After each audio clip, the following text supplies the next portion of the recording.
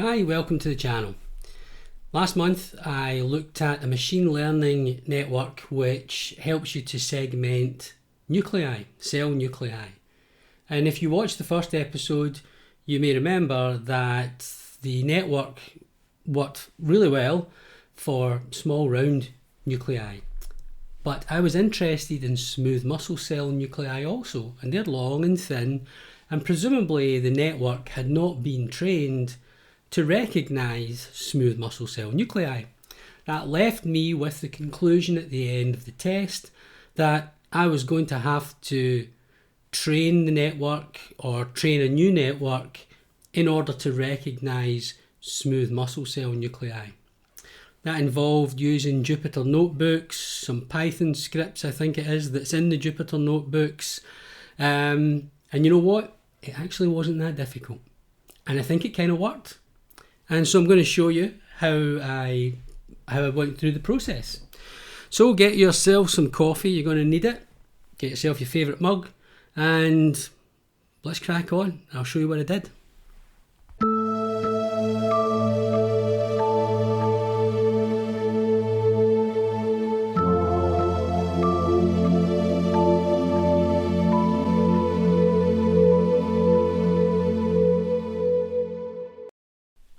Okay, so let's remind ourselves of what we achieved last time.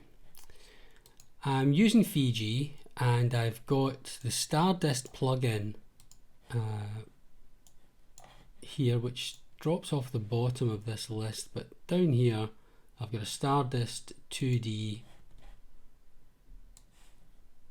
plugin. Now, what I'm going to do is use the versatile fluorescent nuclei model or network on this image here. So let's see what we get.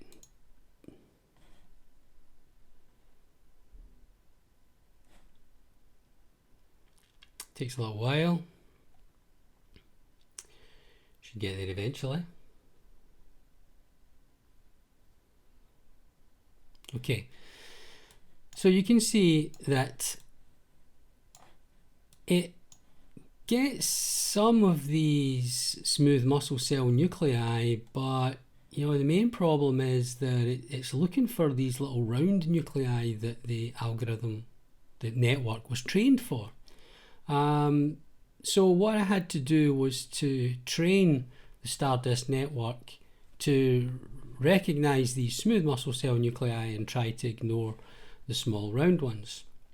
Okay, let me put this to one side, get rid of these, and let's select this image again, bring up the Stardist plugin again. Now this time I'm going to use a model, a zipped model on file. Now this is the one which I created, and I'm going to show you how I created it, but I just want to show you what the results are first. So if all you want to see is what happened and did it work, then you can watch this and then stop. If you want to see how you go through the process, then keep watching. Alright, so I have told the plugin where my new TensorFlow model is currently sitting on a hard drive. I'm going to click OK, and it will go through its stuff. Takes a little while it calculates all its things. Okay, so that's the one I've trained. So there's our original image after training and before training. And I think you'd agree, hopefully, it's certainly a lot better. Now, there are some parameters that I could play around with in the plugin to perhaps get this a little bit better, but I think you would agree that it certainly removed a lot of the round nuclei. So the network is now looking for longer, thinner nuclei. It's not quite got the sizes right. It tends to still segment them up into smallish units, but hey, I think I did okay for a first attempt. Alright, so let me show you how you go about it. First of all, you need to have some training images. So you're going to have to, let me show you. You've got to have some images to begin with. So what I did was I took 9, was it 9? 1, 2, 3. Yeah, 9 smooth muscle cell image nuclei, images of smooth muscle cell nuclei. Okay, so they all kind of come from similar data sets, but they're a little bit different orientations. But all the same magnification, though, that's quite important. So these are the images that were used to train the network. The masks are the manual thresholding that I did. So I would threshold one of the images, and then I would do some binary manipulations, just maybe an erosion or a dilation, or dilation and erosion, just in order to clean up the mask. These have exactly the same file name as the images in the image folder. So nuke000 has a partner, which is nuke000 in here, and it's the manually segmented truth image. Okay, so I've got a set of images, I've got a set of masks. How do I make a model? How do I train a network using those? Okay, what you need to do first of all is to go to the zero cost deep learning for microscopy wiki page, and there is the web address for that. So you go to this web page. I'd strongly recommend you read all this stuff, watch those videos as I've done, very, very informative, and then come down here and look for the network that you want to train. And the one I want to train is the Stardist 2D nuclei segmentation, and we need to open it in Google Colab. So you're going to need a Google Drive account, a Google account. Coffee break. Alright, and it brings you to this page. So first of all, you just need to read all of this. So if you read down here, how to use the notebook, watch video 1, watch video 2. Now this is a Jupyter notebook. It is effectively text and I think it's Python scripts. Somewhere down here, there's scripts that you run, and then you read some stuff, and then you run a script, and then you read more stuff, and you run a script. It's actually as easy as that, but you have to be quite careful. You have to follow the instructions very carefully.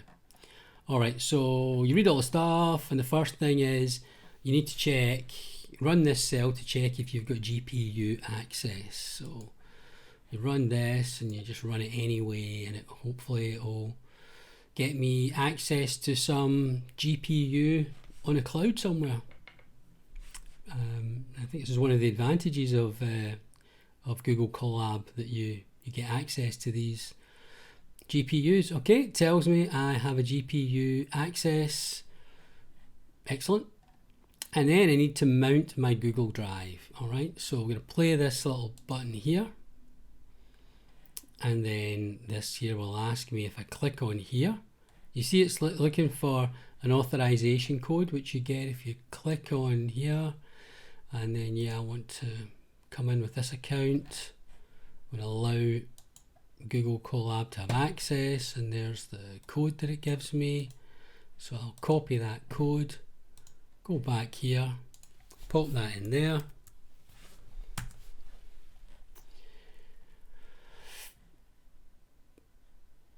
And that's me mounted my Google Drive. And then I install the Stardist dependencies.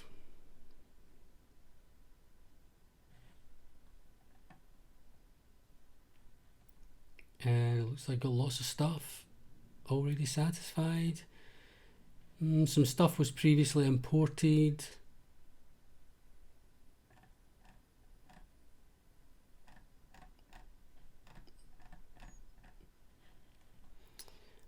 Okay, it's building wheels. I don't know what any of this stuff means, but it's looking good. It's working. And for some reason at the end of this, what it seems to do is a session crashed and restarted. But this seems to be kind of okay. I don't get that. But anyway, yeah, your runtime is automatically restarted. And I've got a message down here just out of the screen grab area that says your session crashed for an unknown reason. But it's restarted. Okay, and then you load your key dependencies.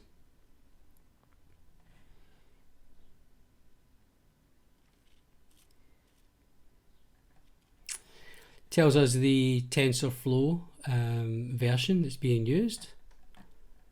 And now we need to tell the notebook where our files are.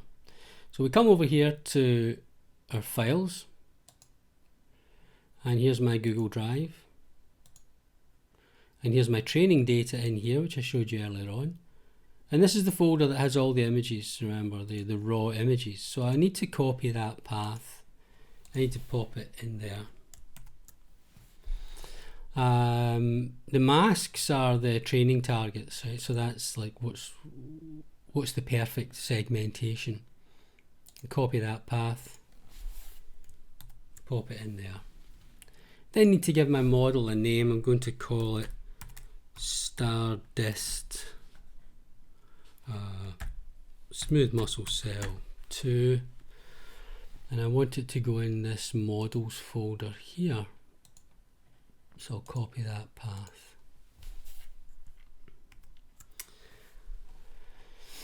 And so on and so on. And all you do is you just you fill out these forms, follow the instructions, hit the play button whenever you're told to play.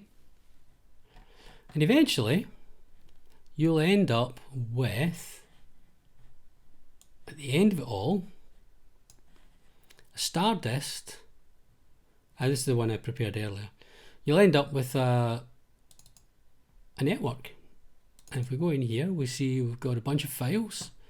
And in here, this is the zipped file you need to look for. This is a zipped folder which has the TensorFlow model and its variables in there. And there's a PDF file here which will tell us what the characteristics of the network that we've created, how many epochs there were, the patch size 512 by 512 image, the batch size, and so on. Information that you might need if you wanted to install this network somewhere other than the Stardist plugin itself. Okay, so once you have successfully created this folder, this one here, the Stardist folder, then when you come back to the plugins and you go to the Stardist plugin,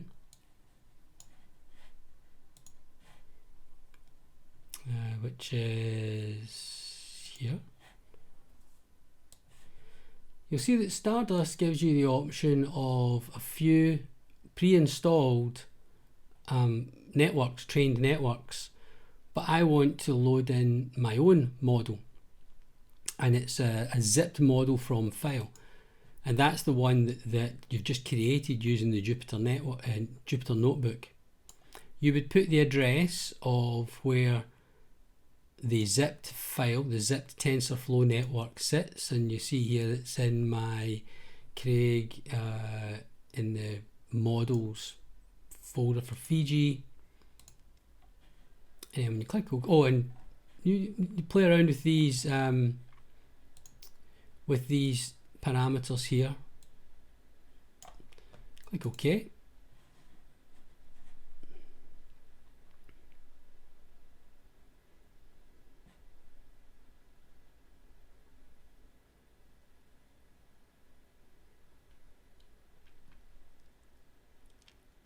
there we go.